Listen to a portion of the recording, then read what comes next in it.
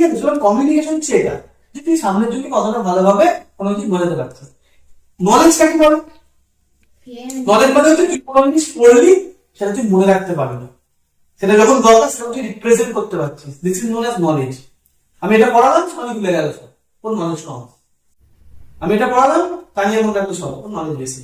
না, what is intellect? Intellect কাকে বলে? ইন্টেলেক্ট মানে হচ্ছে, অ্যাকর্ডিং টু বিকাশ দিদিয়াগেত্তি স্যার, যে একটা লাইন লেখা আছে, তার নিচে একটা লাইন লেখা আছে, যে দুটো লাইনের মাঝখানে না লেখা শব্দটা বুঝতে পারে সে হচ্ছে ইন্টেলেকচুয়াল।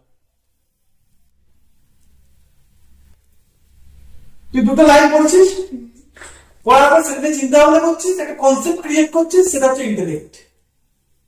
তুই একটা পড়লি, সেই কোশ্চেনটা যদি ওখান থেকেই তুই বলতে পারলি, কিন্তু একটু ঘুরিয়ে কোশ্চেন তুই বলতে পারলি না, তার মানে কিন্তু ইন্টেলেক্ট ব্যাপার।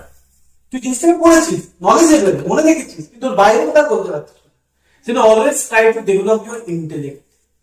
ঠিক আছে? এই যে ফিজিক্সের, আই এম নট রং, এই ভার্মা মনে হচ্ছে ফিজিক্সের জন্য বেস্ট, তাই না? উনি 8 ইয়ার্স লাগিয়েছিল ফিজিক্সের কনসেপ্টকে ক্লিয়ার করার জন্য before started teaching.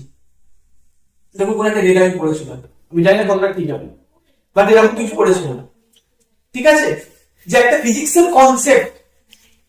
Concept clear করা আলাদা, এই কনসেপ্টটা ক্লিয়ার করার পরে স্টুডেন্টদের আমি দেবো।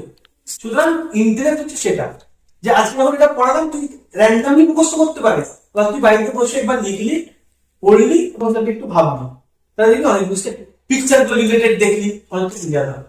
সুতরাং যার মধ্যে তিনটে জিনিসের কিছু কিছু থাকবে, খুব ভালো থাকবে, সব থেকে বেশি অ্যাচিভ করতে পারবে। Communication, knowledge and intellect. কারণ নলেজ আছে, কমিউনিকেশন নেই, কারণ ইন্টেলেক্ট আছে, নলেজ নেই।